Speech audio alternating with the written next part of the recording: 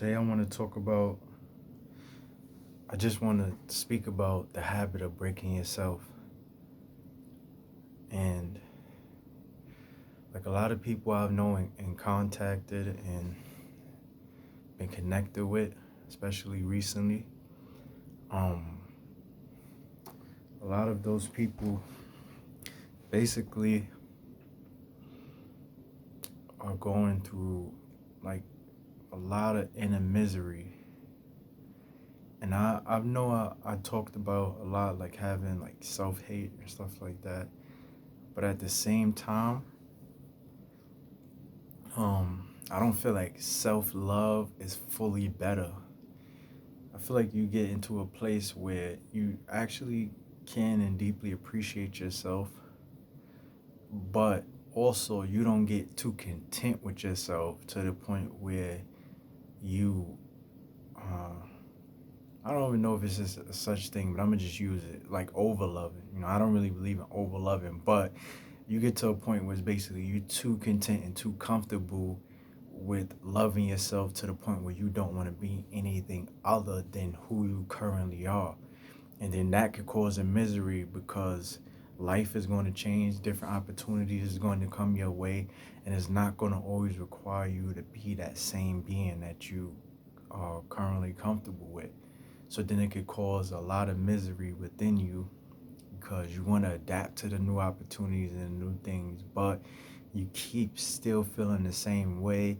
You still keep going through the same thoughts, the same reactions, and then that causes like a deep self-hatred. But that self-hatred during this moment is actually not a quote unquote bad thing. Like it's not something that can actually harm you or make the situation worse. What it can actually do is actually help you because, for example, for me, like I had those type of moments where I was like, I'm tired of myself. I'm tired of being myself.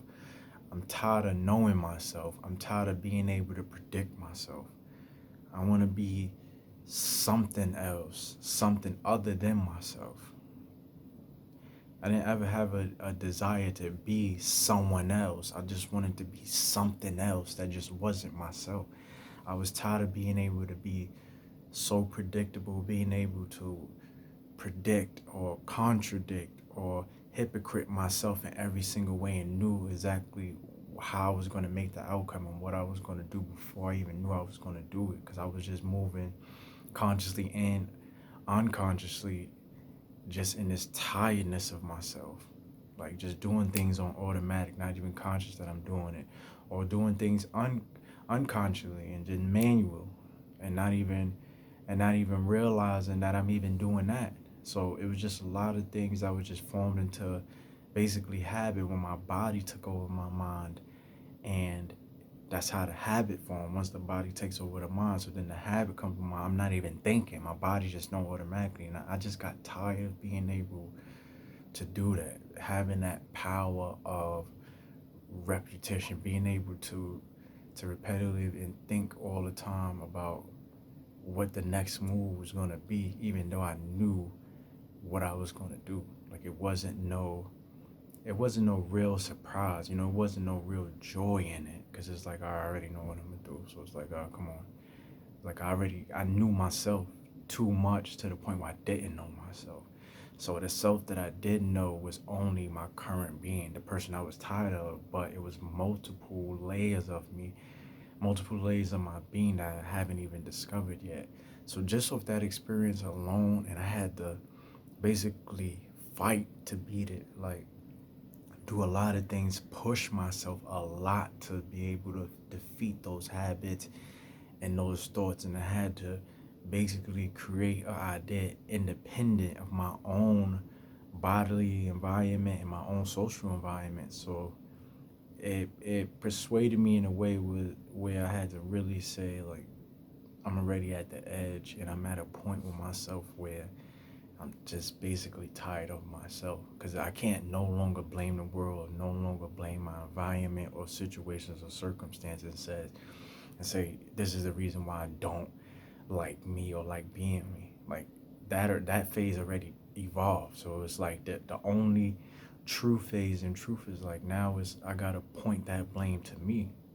And I'm not blaming myself as if I did anything wrong, because there is no wrong in self-discovery at all. I'm supposed to get to these parts where I'm supposed to dislike parts of myself and want to evolve that part of myself. I'm supposed to be able to stumble and drop things and don't feel guilty or feel any way about it or feel like I did something wrong. That's what I'm supposed to do. The thing I'm not supposed to do is actually try to do it all right without trying to drop things, without trying to stumble, without trying to make any type of a mistake. So once I got to that idea, I said, like, I need to pursue something. I need to pursue a greater personality, a greater sense. And with that, that wasn't even like a single thing within itself, because during that, just to get to that single thing, I had to experience and keep on experiencing all the parts of me that I was tired. Like I had to, in order to be able to get to that greater personality, which I couldn't predict at this point. So now I'm unconsciously now evolved, right? I'm not even realizing that. Just by me being able to say I want a greater personality but don't know what it is. That means I'm at a point now where it's like now I can't predict something about myself. So that opened up doors for inspiration. Now I have a different inspiration coming in because now I don't know the outcome. And that's the beauty of it. And with a lot of human beings, a lot of people, they become too content with the idea of knowing what's going to happen, wanting to control the future possibility just to keep them secure, or the fear of the unknown. And that's literally mostly the root of all the misery, is because you actually know what's going to happen. So it's like you in a relationship and then you see certain behaviors in the person, right? And you're not even supposed to be noticing these behaviors. You only notice these behaviors because you have the same behaviors. But now you're not going to blame yourself because you're protecting yourself in this point. So automatically you call them red flags. So now it's the person that's the problem. And then you can kind of predict that, oh, I see how this is going to go. And I see that I could get hurt, potentially be hurt, and I see how this person is going to go because I've been through this, right? Because you are still that same person that's predicting yourself, but you're not blaming yourself because right now you're in a protection phase, so it can't be you. It got to be someone else, and then that relationship don't work. Then it might happen again and again and again to the point where you just by yourself, and then you get to a conclusion when you say, "Oh, I need to work on myself, get me right." It's like that was never the case. So you failed just by default by even trying to isolate yourself and put yourself in solitude and just strictly focus on yourself. You failed already, because the point of your growth and evolution was to experience those relationships with those people. Like you was supposed to get hurt. You was supposed to see certain triggers or things that bothered you and let those things bother you. So you failed just by even running. And then it could be in other places and other moments where it could be, say, at your job. You might have different coworkers, different employees that might get to you. It might be customers that's getting to you. And it's like wherever you go, it's like things are always getting to you. And then you get to a point where you say, oh, I don't like the world, I don't like people, I don't like this. But it's not really people, And that's a point where I had to reach and be honest. Like, I could blame the whole entire planet, but at the same time, it's me. It's me being in a certain characteristic that I can't escape from, that I use as a defense mechanism to protect me from getting hurt, because I feel like, oh, this is my only bit of energy or innocence that I want to preserve for whatever reason, which I didn't really have a real reason. And now I've learned it so much and got stuck in it that now it's to a point where I look at everything as if it's the problem and it's just following me. And it's like, how could everything follow you from a relationship to a job, to your family, to friends, like just in anywhere. It's like you think the same type of people are literally watching you and following you and saying, all right, yeah, this person is up at 6 o'clock. Let's go bother them. Let's go make their day worse. It's like, no, it's parts of yourself that's doing that. And you got to take full responsibility and say, it's me. And the only way you are going to defeat that is to stop worrying about your environment. Stop worrying about what's going on in the world. This is the point in your life where you have to let go of the world. Don't worry about what's going on with the family. Don't worry about what's going on with anything. Only focus on things that's significantly and truly necessity and assets to your life.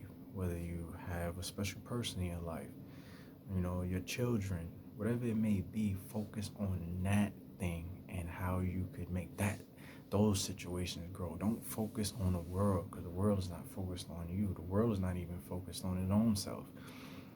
Focus on things that need your immediate attention. You can't be the best provider. You can't be the best career person. You can't be the best mate at all.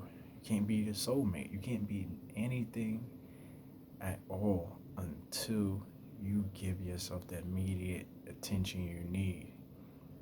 Because all of the situations that you've gone through and your reaction to those situations, feeling neglect and abandonment, and again, this was my issue too, so I'm sharing my experience. All of it was just out of an attention. You just wanted attention. If you feel abandoned, you feel neglected, that's because you're not getting proper attention. And things do need attention to grow, but it's what kind of attention you need. So you at a point in your life now where it's up to you to give yourself that attention. I want to say stop looking for people. I want to use another word. I'm not going to say stop, but I'm going to say guide yourself. Guide yourself in a way where those people don't control the attention that you take away from yourself. So you could still want attention from people, but don't let it control you to the point where you neglecting your own self. Because if those people are not in your life anymore and those people go, it's only going to be up to you to take care of yourself. So focus on that and give yourself the immediate attention you need. Give yourself the attention that you crave from others. And then in that form, you'll actually break the habit of being yourself, being your current self. And that's all. So this is a brand new year, and it really doesn't even mean nothing to me, honestly. To me, it's just regular, because I'm always used to growing and evolving. So it doesn't take a year for me to do that.